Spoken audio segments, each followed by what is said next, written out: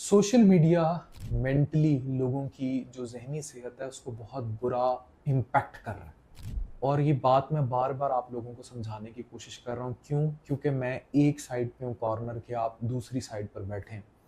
लोग आते हैं, छोटी-सी चीज़ को एक्ज़ैजरेट कर लिया होता है। फॉर एग्ज़ाम्पल फैटी लिवर मसला है, कि जिगर के ऊपर चर्बी आ जाना। लेकिन उस चीज़ को वो इतना ऑब्सेसिवली देखना शुरू कर देते हैं कि उन्हें लगता है कि बस उनका अब जिगर ही फेल हो जाना है या उनको कैंसर हो जाना है या क्या हो जाना है। इसी तरह अगर वो कोई मुल्क के बारे में कोई वाक़यात पढ़ लेते हैं या पॉलिटिकल एनार्की रिलेटेड देख लेते हैं या कोई पुरतशद्दुद वाक़या देख लेते हैं, वो उसका ज़हनी इम्पैक्ट इतना ज़्यादा लेते हैं कि डिप्रेशन, एंग्ज़ायटी और बुरी तरह से इज़्तिराब का शिकार हो जाते हैं। इसी तरह जब इकोनॉमिक्स के हालात देखते हैं या वापडा के बिल्स देखते हैं या लोगों का एहतजाज देखते हैं या सड़क पे जलाओ-घिराव देखते हैं, तो इससे हो क्या रहा है कि हम लोग कौमी सतह पर ज़हनी तौर पर मफ़लूज हो रहे हैं। मतलब सोशल मीडिया का impact factor on mental health इतना ज़्यादा है कि हम ऑब्सेसिव हो जाते हैं चीज़ों को लेकर। यही मेरा आज का टॉपिक है कि how to get rid of the obsessive thoughts, या वो चीज़ जो आपके ज़हन में फँस जाए सोशल मीडिया को लेकर और वो आपको किसी न किसी एंग्ज़ायटी, डिप्रेशन, परेशानी, इज़्तिराब और बुरी तरह के वसवसों में डाल दे। चाहे वो आपकी डिज़ीज़ को रिलेटेड हो। फॉर एग्ज़ाम्पल मेरे पास लोग आएँगे, उनको हेपेटाइटिस होगा। हेपेटाइटिस इज़ एन इश्यू, बी-सी आम हो रहा है। बट इट डज़न्ट मीन कि हर ही बंदे का जिगर सिकुड़ जाना है या हर ही बंदे को जिगर का कैंसर हो जाना है। पर अपना ख़्याल रखना अच्छी बात है, लेकिन उस चीज़ को सर पे सवार कर लेना इज़ समथिंग एल्स। इसी तरह लोगों को मैदे के मसले होंगे, लेकिन उसमें डिप्रेशन का एलिमेंट इतना ज़्यादा डाल लेंगे, इतना ज़्यादा ऑब्सेसिव हो जाएँगे मैदे के मसले को लेकर कि वो कुछ भी नहीं खाते फिर।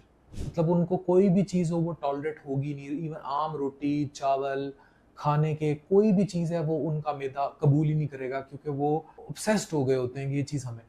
इसी तरह बहुत सारे साथ वाले घर में कुछ हो रहा है, कोई लड़ाई झगड़ा है, उनके मियाँ-बीवी की नहीं बनती, लेकिन उसका जो इम्पैक्ट फैक्टर है वो आपके घर को तबाह करना शुरू कर देगा। सोशल मीडिया पर आप किसी को महँगा फ़ोन लेते देख लेंगे, कोई गैजेट ले रहे हैं, चीज़ें ले रहे हैं, वो आपको इफ़ेक्ट करेगा। इसी तरह आप कोई सेक्सुअली एन्चांटिंग चीज़ देखेंगे या जिनसी तौर पर ये जो मैं एआई इतना चीखता हूँ, ये इसीलिए तो खतरनाक है क्योंकि ये जिनसी तस्कीन तो नहीं दे रही है, जिनसी आग लगा रही है। ये even artificial intelligence based girlfriends आई हुई हैं, ये सारे जो मामलात हो रहे हैं, तो उससे क्या होगा कि वो आप सेक्सुअली सैटिस्फाई नहीं होंगे, लेकिन आपके अंदर आग जो होगी वो इतनी ज़्यादा भड़की हुई होगी कि आपसे कोई भी खुदा ना खास्ता क्रिमिनल एक्ट भी करवा सकती है, इंक्लूडिंग रेप। तो हमें जो सोशल मीडिया पर हम देख रहे हैं या हम जो सोसाइटी में देख रहे हैं वो हमारी मेंटल हेल्थ को मुतासिर ना करे, उससे हमने अपने आप को बेहतर कैसे लेकर चलना है। नाउ ये बातें सुने जो अब मैं करने जा रहा हूँ। एक तो नमाज कुरान की तरफ हो, बाकायदा कुरान पढ़ें। हमने कुरान पढ़ना छोड़ दिया। नमाज बाकायदगी से पढ़ें, मेडिटेशन करें, योगा करें, फिज़िकल एक्टिविटीज़ में इन्वॉल्व रहें, स्पोर्ट्स ज़्यादा यूज़ करें, मोबाइल का इस्तेमाल स्पेशली 11 बजे के बाद ना करें, तर्क कर दें और जितना हो सके अपनी 8-9 घंटे नींद पूरी करें। अपनी जो खुराक की रूटीन है उसको मुनासिब रखें और एक्सटर्नल प्रेशर्स को अपने ऊपर असरअंदाज ना होने दें कि ऐसा ना हो कि आपको हर वक़्त ये खौफ रहे कि हम मर जाएँगे और ऑब्सेसिव थॉट्स ना आएँ और डिप्रेशन में ना जाएँ और एंग्ज़ायटी में ना जाएँ। अपनी चीज़ों को कंट्रोल करने की कोशिश करें। फैमिली वैल्यूज़ को वापस लेकर आएँ। बहन-भाइयों, रिश्तेदारों से ज़्यादा मिलें। दोस्तों में जो पॉज़िटिव दोस्त हैं, मनफ़ी नहीं। अब दोस्त की भी डेफ़िनेशन साँप ना हो, ठीक है? तो मनफ़ी लोगों की बजाय मुस्बत लोगों में बैठें।